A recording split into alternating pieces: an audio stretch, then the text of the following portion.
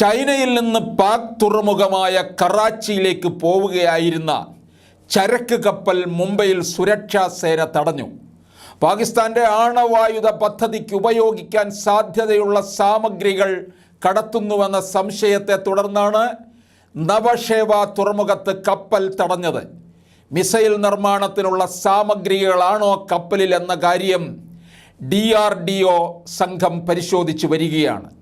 Shanghai global ലോജിസ്റ്റിക്സിൽ നിന്ന് സിയാൽകോട്ടിലുള്ള പാകിസ്ഥാൻ വിങ്സിലേക്ക് അയച്ച ചരക്കാണ് പരിശോധനയ്ക്ക് വിധേയമാക്കുന്നത്. ജനുവരി 23-ന് സമാന സാഹചര്യത്തിൽ മാൾട്ടയിൽ നിന്നുള്ള കപ്പലും കസ്റ്റംസ് ഉദ്യോഗസ്ഥർ തടഞ്ഞിരുന്നു. അന്ന് നടത്തിയ പരിശോധനയിൽ ഇറ്റാലിയൻ നിർമ്മിത computer numerical control CNC machine കറാച്ചിയിലേക്ക് കടത്തുന്നതായി കണ്ടെത്തിയിരുന്നു. കമ്പ്യൂട്ടർ അധിഷ്ഠിതമായ ആണവായുധങ്ങളും മിസൈലുകളും നിയന്ത്രിക്കാനാവാം ഇവ പാകിസ്ഥാനിൽ എത്തിക്കുന്നതെന്ന അഭ്യൂഹമുയർന്നിരുന്നു.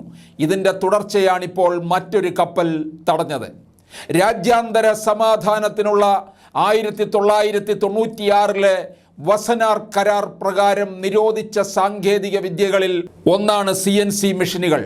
സിവിലിയൻ മിലിറ്ററി ആവശ്യങ്ങൾക്കായി ഇത് ഉപയോഗിക്കരുതെന്നാണ് കരാറിൽ നിർദ്ദേശിക്കുന്നത്. കരാറിൽ ഇന്ത്യ ഉൾപ്പെടെ 42 രാജ്യങ്ങൾ ഒപ്പുവച്ചിട്ടുണ്ട്. ഉത്തര കൊറിയ അവരുടെ മിസൈൽ പ്രോഗ്രാമുകളിൽ CNC മെഷീനുകൾ വ്യാപകമായി ഉപയോഗിച്ചു വരുന്നുണ്ട്.